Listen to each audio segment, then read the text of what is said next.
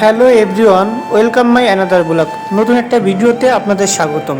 আজ আপনারা মনে করতে পারেন কেন আজ আপনাদের ট্যাব অথবা বেসিংয়ের চিত্র দেখাচ্ছি, কারণ আমরা খুব সমস্যার ভিতর পড়ছি, এই জন্য এই ভিডিওটি দিতে বাধ্য হলাম।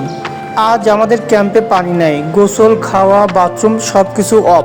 আমাদের ক্যাম্পে যে ইলেকট্রিশিয়ান ছিল উনি ছুটিতে আছে। পরবর্তীতে যাকে দায়িত্ব দেওয়া হয়েছিল উনি ভালো করে বিদ্যুৎ সম্পর্কে ধারণা ছিল না, এই জন্য উনি মোটরের সুইচ অন করছিল।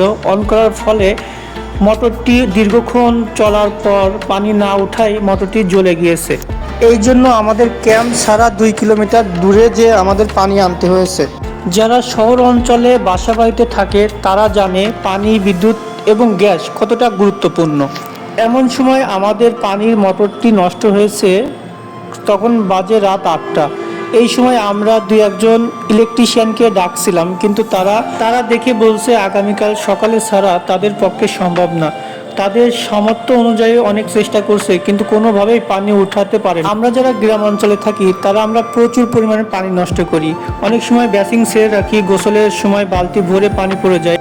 কিন্তু শহর অঞ্চলে পানি না থাকলে এক বাসা থেকে অন্য বাসায় পানি আনা অনেক কষ্ট। গ্রাম অঞ্চলে প্রত্যেক ঘরে ঘরে চাপ কল থাকে, একবারই পানি না থাকলে অন্য বাড়ির থেকে পানি আনা সহজ, কিন্তু শহর অঞ্চলে এটা অনেক কঠিন।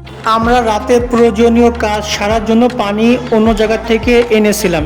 আমরা একটি অটো ভ্যান ভাড়া করে 4-5 জন মিলে বালতি এবং বোতলে করে পানি এনে রেখেছিলাম, যাতে রাতে প্রয়োজনীয় কাজ সারা যায়। আমার কাছে এই কাজটি অনেক কষ্টের মনে হয়েছে, এই জন্য ভিডিওটি করে রাখলাম এবং আপনাদের সাথে শেয়ার করলাম। পরবর্তীতে এই ভিডিওটি দেখলে যেন পানি অপচয় সম্পর্কে আমরা সকলেই সচেতন হতে পারি। ধন্যবাদ সবাই।